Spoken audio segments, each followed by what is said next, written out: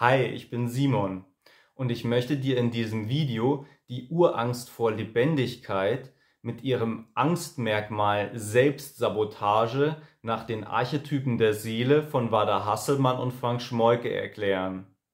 Deine Urangst ist sehr wichtig, weil sie für dich sowohl Hemmnis als auch Wachstumsmotor bedeutet. Zum besseren Verständnis des Kontextes empfehle ich dir mein Einführungsvideo in die Urängste und mein Einführungsvideo in die Archetypen der Seele nach Wada Hasselmann und Frank Schmoyke anzuschauen. Das Angstmerkmal Selbstsabotage ist das zweite der 7 Angstmerkmale. Weil es sich in der Spalte der Energie 2 befindet, gehört es zur gestaltenden, neugierigen und fantasiereichen Grundenergie 2. Zudem liegt es genauso wie das gegenteilige Angstmerkmal Gier auf der Expressionsebene. Beim Angstmerkmal Selbstsabotage geht es somit um den Ausdruck. Alle Archetypen der Energie 1, 2 und 3 sind weiblich und somit ist auch dieses Angstmerkmal der weiblichen Dualität zugeordnet. Ich habe das Video auf folgende Art und Weise gegliedert. Zunächst werde ich Fakten zum Angstmerkmal Selbstsabotage erläutern. Danach werde ich auf die Pole, das befreite Potenzial und die 3 häufigsten Untertypen eingehen. Zum Abschluss werde ich die 6 Kombinationen der Hauptangst Selbstsabotage mit den Nebenängsten zusammenfassen. Nun möchte ich ein paar Fakten zum Angstmerkmal Selbstsabotage ausführen. Interessiert dich dein Angstmerkmal, kannst du ja mal schauen, ob du mit den Ausführungen in Resonanz gehst. Ist deine Seelenrolle Künstler, wirst du dich vermutlich in einer abgeschwächten Form von der Selbstsabotage angesprochen fühlen. Sie ist ja der künstlerischen Energie 2 zugeordnet. Die Urangst vor Lebendigkeit ist die Angst vor Lebensfreude, Lebensenergie und Kontrollverlust. Hinter ihr steckt die Furcht, durch zu viel Lebensfreude und Energie die Kontrolle über die Umwelt und die Lebensumstände zu verlieren. Menschen mit der Urangst vor Lebendigkeit könnten zur Auffassung kommen, dass sie nicht ernst genommen werden, wenn sie unkontrollierte Fröhlichkeit und Albernheit zeigen. Der Versuch, keine unkontrollierte Lebenslust in sich aufkommen zu lassen, führt zu einer Sabotage des eigenen Verhaltens. Daher hat die Angst vor Lebendigkeit das Angstmerkmal Selbstsabotage. Das Bestreben beziehen die Menschen nicht nur auf sich selbst, sondern weiten es auf ihre Umwelt aus. Das heißt, dass sie auch zur Behinderung der Lebensfreude ihrer Mitmenschen tendieren. Menschen mit der Urangst vor Lebendigkeit können die Freude am Dasein verlieren. Das Angstmerkmal Selbstsabotage besitzt den Minuspol selbstzerstörend und den Pluspol aufopfernd. Menschen, die sich in ihrem Minuspol selbstzerstörend befinden, verbreiten eine bedrückende Stimmung und zeichnen sich durch zerstörerische und selbstzerstörerische Handlungen aus. Dadurch eliminieren sie die Schönheit und Möglichkeiten des Lebens. Sie vermindern und verringern die Lebenslust und Lebensfreude von sich und ihren Mitmenschen. Beispiele für solche Verhaltensweisen sind Alkoholabhängigkeit, Drogensucht, Spielsucht, Spielverderben, Schwarzsehen und Dämpfen der Stimmung in fröhlichen Situationen. Menschen im Pluspol aufopfernd opfern ihre Lebensfreude, Lebenslust, Lebensenergie und Lebenskraft. Sie stellen keine Ansprüche an die positiven und freudigen Aspekte des Lebens. Dadurch geht es ihnen dann scheinbar besser. Das Opfern der Lebensfreude beschränkt sich lediglich auf ihre innere Haltung und kommt niemandem zugute. Die sich selbst sabotierenden Menschen verhalten sich ihrer Meinung nach tugendhaft und richtig. Sie sind der Auffassung, dass ihre Anspruchslosigkeit und ihr Verzicht die Mitmenschen unterstützen. Sie glauben daran, dass deren Wünsche durch ihr richtiges Verhalten eher in Erfüllung gehen. Durch Reflexion und Abbau der Angst entsteht aus dem Angstmerkmal Selbstsabotage ein Wachstumspotenzial, das sogenannte befreite Potenzial. Ich zitiere die Quelle: Lässt der Hang zur Selbstsabotage nach, wird also damit dieses Angstmerkmal eines Menschen ein wenig schwächer. Dann tritt die Lebenslust automatisch an die frei werdende Stelle der alten Angst vor Vitalität, sowie eine grüne Wiese zum Vorschein kommt, wenn im Frühjahr der Schnee schmilzt und die winterliche Kälte der Frühlingssonne weicht. Diese Lebenslust wird dann auch noch wesentlich freudiger erlebt, als wenn sie selbstverständlich von Anfang an dagewesen wäre. Ein Mensch, dessen innerer Schnee zu schmilzen beginnt, erlebt den Frühling bewusster und dankbarer als jemand, der auf den Inseln des ewigen Frühlings weilt. Ein Selbstsaboteur kann lernen, auf destruktive Handlungen und Haltungen weitgehend zu verzichten, sich seines Lebens zu freuen, anderen ihr Vergnügen zu gönnen und ganz ohne besonderen Grund sein Leben und seine Lebendigkeit zu genießen. Baut er sein Hauptmerkmal ein wenig ab, kann er zu einem angenehmen, verträglichen Zeitgenossen werden, der über seine Schwarzseherei lachen kann, die Stimmung durch seine Anwesenheit eher hebt als lähmt und Dankbarkeit für seine naturgegebene Vitalität empfindet. Zitat Ende. Da alle Menschen unterschiedlich sind, äußern sich auch die Angstmerkmale bei jedem Menschen anders.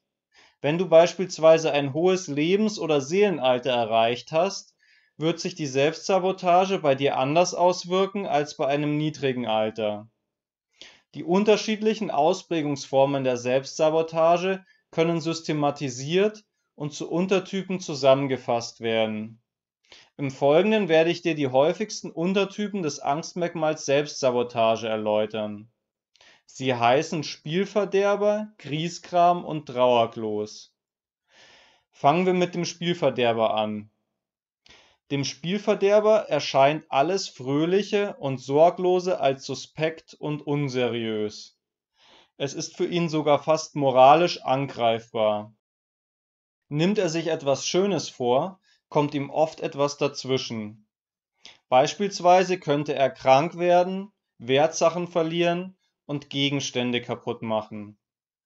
Im Zusammensein mit anderen Menschen zerstört er die Atmosphäre. Allein seine Präsenz könnte bereits die positive Stimmung beenden und dazu führen, dass sich die Mitmenschen gewissenhaft und angemessen benehmen. Mögliche Erkennungsmerkmale des Spielverderbers sind das Ausstrahlen von Unruhe, eine schlechte Laune und eine nörgelnde Art. Darüber hinaus bezeichnet er sich gerne als Pechvogel. Eine stark problematische Ausprägung des Spielverderbers ist eine kontrollierende und zwanghafte Persönlichkeitsstörung. Außerdem könnte er chronisch krank sein und nichts für seine Gesundung unternehmen. Der zweite Untertyp des Angstmerkmals Selbstsabotage ist der Grieskram. Für den Grieskram ist das Leben sinnlos, anstrengend, grau und ohne Freude. Er sieht im Alltag überall nur negative Aspekte und hat kein Interesse, irgendetwas daran zu ändern. Zudem hat er selten etwas Schönes zu berichten und verbreitet schlechte Laune. Der Grieskram setzt Freudvolles herab und hat immer etwas zu meckern und anzukreiden. Seine ständige Kritik hält er für positiv und wichtig. Darüber hinaus mischt er sich in Dinge ein, die ihn eigentlich gar nichts angehen. Mögliche Erkennungsmerkmale des Grieskrams sind seine Sparsamkeit und Vorsicht. Er nimmt überall mögliche Gefahren wahr. Stark problematische Ausprägungen sind Panikstörungen und eine Katastrophenangst, die einen starken Rückzug bewirkt. Der dritte Untertyp des Angstmerkmals Selbstsabotage ist der Trauerklos. Der Trauerklos ist nie gut gelaunt. Er betrachtet die Vergangenheit mit großer Trauer und Selbstmitleid. Deswegen erzählt er gerne traurige und schlimme Erlebnisse und Geschichten. Wenn doch etwas Positives passiert, versucht er es zu relativieren und zu zerstören. Er möchte, dass die anderen Menschen Mitleid mit ihm haben.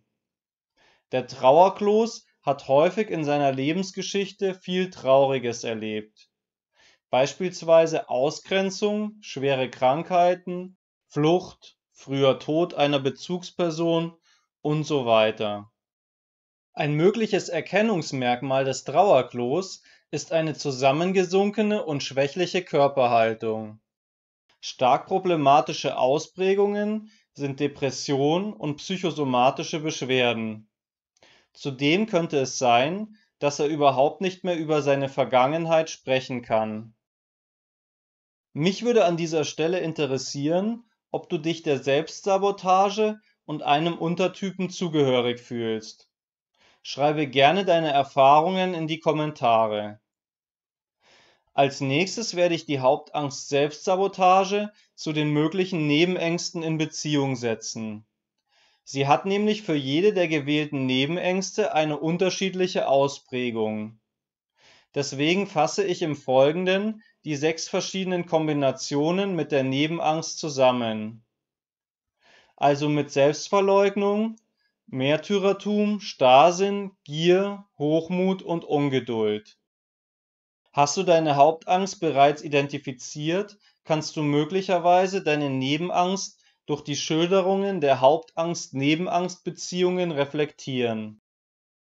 Als erstes gehe ich auf die Kombination aus der Hauptangst Selbstsabotage und der Nebenangst Selbstverleugnung ein. Die Menschen haben sowohl Angst vor Lebendigkeit als auch Angst vor Versagen. Sie sind bescheiden und anspruchslos. Gleichzeitig hoffen sie, dass sie dadurch Lebensfreude und Lebensglück erlangen. Das stellt sich aber durch diese Verzichthaltung als schwierig heraus. Sie neigen dazu, sich an ihrem Leben nicht freuen zu können und anderen ihre Lebensfreude zu rauben. Außerdem sind sie aufgrund ihrer Bescheidenheit leicht selbstgefällig. Sie könnten von anderen Menschen die gleiche Anspruchslosigkeit erwarten. Die zweite Kombination ist Hauptangst Selbstsabotage und Nebenangst Märtyrertum. Menschen mit der Angstkombination haben Angst vor Wertlosigkeit. Somit versuchen sie, besonders selbstlos zu sein, anderen zu gefallen und sich ihnen aufzuopfern. Sie werden dabei auf Dauer immer freudloser und unglücklicher. Das liegt daran, dass ihre Handlungen sich gegen sie selbst richten und sie sich selbst benachteiligen. Verhalten sie sich selbst weniger egoistisch und mehr edelmütig, werden ihre Mitmenschen merkwürdigerweise egoistischer. Das Problem ist, dass sie nicht Gutes tun, um Gutes zu tun, sondern um geliebt und nicht abgelehnt zu werden. Die dritte Kombination ist Hauptangst Selbstsabotage und Nebenangst Starrsinn. Die Menschen empfinden Angst vor Lebensfreude und Angst vor Unberechenbarkeit gleichzeitig. Sie kommen zur Auffassung, dass das Leben schwierig, bitter, sinnlos und falsch konzipiert ist.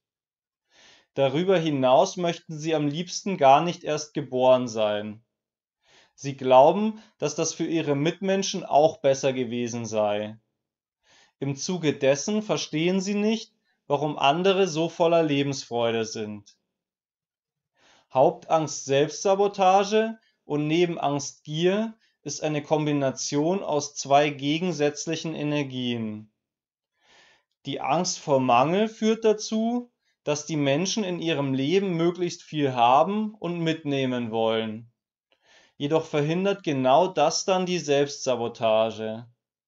Beispielsweise könnten sie in gut funktionierenden Beziehungen andere Menschen verletzen oder als wohlhabende Person bankrott gehen. Sie neigen dann zum Schönreden und Relativieren ihrer Verluste und finden so eine Ersatzbefriedigung. Zudem reden sie sich ein, ihnen gehe es jetzt besser als zuvor. Hauptangst Selbstsabotage und Nebenangst Hochmut ist die 5. Kombination. Hier mischt sich die Angst vor Lebensfreude mit der Angst vor Verletzung. Die Menschen tendieren zu übermäßigem Schutz und Isolation. Sie errichten Schutzmauern in ihrem Privatleben, im Beruf, in Freundschaften und Partnerschaften, weil sie Verletzungen und das Eindringen von Lebensfreude verhindern möchten. Lebensfreude ist schließlich eine schäbige Vergnügung für naive Menschen. Tief in ihrem Inneren sehnen sie sich nach der Erlösung von dieser Freudlosigkeit, Traurigkeit und Einsamkeit. Die letzte Hauptangst-Nebenangst-Kombination besteht aus Selbstsabotage und Ungeduld. Die Menschen haben Angst vor Lebensfreude und Zeitversäumnis gleichzeitig. Sie möchten so viel und intensiv wie möglich erleben. Das erzeugt einen Dauerstress, der Lebensfreude und Lebenslust verhindert. Die Selbstsabotage begünstigt dies, da die Menschen durch sie zur Auffassung kommen, dass Lebensfreude unnötig und unmoralisch ist. Menschen mit dieser Angstkombination schieben vermutlich das Genießen der Lust und Freude auf einen späteren Lebensabschnitt hinaus. Es bleibt das Gefühl, etwas versäumt zu haben, und das erzeugt in ihnen unter Umständen eine tiefe Traurigkeit. 3 Beispiele für bekannte Persönlichkeiten mit der Hauptangst Selbstsabotage sind Vincent van Gogh, Franziskus von Assisi und Eugen Trewermann. Und 3 Beispiele für die Nebenangst Selbstsabotage sind Angela Merkel, Marilyn Monroe und Jacqueline du Pré. Damit sind wir am Ende des Videos angelangt.